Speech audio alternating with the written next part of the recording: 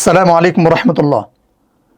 সুপ্রিয় দর্শক, আজকে আমরা কোরআন শেখার সহজ কায়দা ও তাজবিদ বইটির আলোকে কিভাবে সহজে সংক্ষেপে কম সময়ে শিক্ষক ব্যতীত একা একা কোরআন শেখা যায় সে ক্লাস আমরা আজকে করব।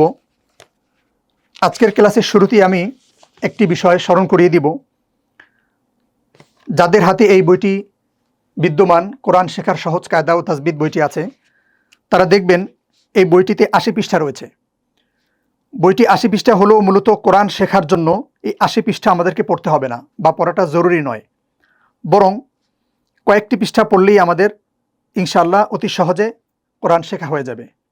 আপনারা এখানে দেখতে পাচ্ছেন বইয়ের প্রথম অংশ কায়দা ৪ থেকে প্রায় ৫০ পৃষ্ঠা পর্যন্ত এবং দ্বিতীয় অংশ তাজবিদ ৫২ থেকে ৮০ পৃষ্ঠা পর্যন্ত দুটি ভাগে বিভক্ত করা হয়েছে। সাধারণ কায়দাগুলোতে কায়দা এবং তাজবিদ উভয়টি একই সাথে বর্ণনা করা হয়ে থাকে, কিন্তু এই বইয়ে কায়দা এবং তাজবিদ দুটি পাঠকে আলাদা করে উল্লেখ করার একটি বিশেষ কারণ এটাও যে তাজবিদের নিয়ম কানুনগুলো না শিখেও শুধুমাত্র দেখে কোরআন পড়তে পারার জন্য আমাদের কায়দা অংশটি পড়াই যথেষ্ট। এজন্য এই বইয়ে কায়দা ও তাজবিদ দুটি বিষয়কে আলাদা করে দেখানো হয়েছে। এরপরে বলবো,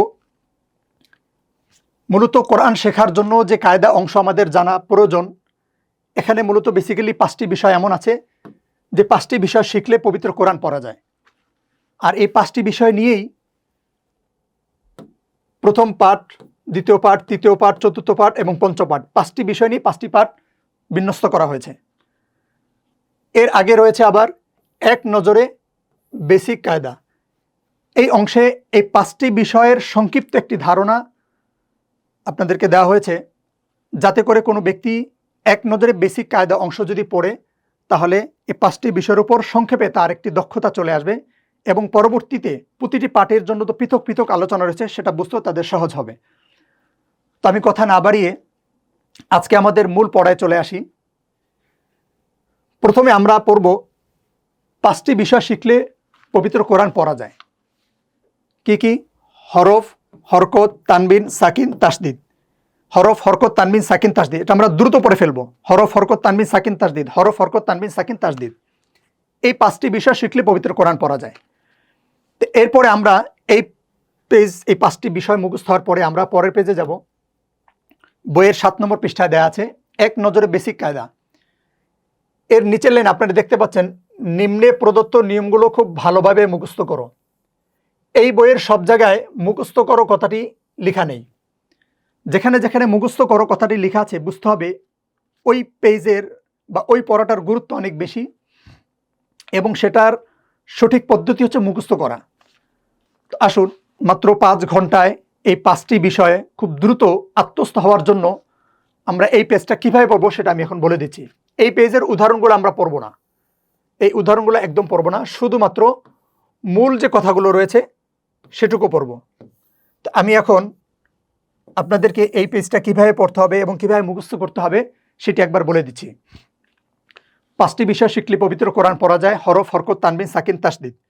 হরফ, আরবি হরফ ২৯টি, নুক্তাযুক্ত ১৫টি, নুক্তাবিহীন ১৪টি। হরকত, এক জবর এক জের এক পেশকে হরকত বলে। হরকতের উচ্চারণ তাড়াতাড়ি করতে হয়। খারা জবর খারাজের উল্টা পেশ হলে একালিফ টেনে পড়তে হয়। তানবিন, দুই জবর দুই জের দুই পেশকে তানবিন বলে। তানবিনের উচ্চারণ তাড়াতাড়ি করতে হয়। সাকিন, ইলিশ মাছের কাটার মতো চিহ্নকে সাকিন বা জজম বলে। সাকিনযুক্ত হরফ একাকি উচ্চারণ করা যায় না, তাই সাকিনযুক্ত হরফকে তার ডান দিকের হরকতের সাথে একবার মিলিয়ে পড়তে হয়। তাসদিদ, হরফের উপরে ৩ দাঁত বিশিষ্ট চিহ্নকে তাসদিদ বলে।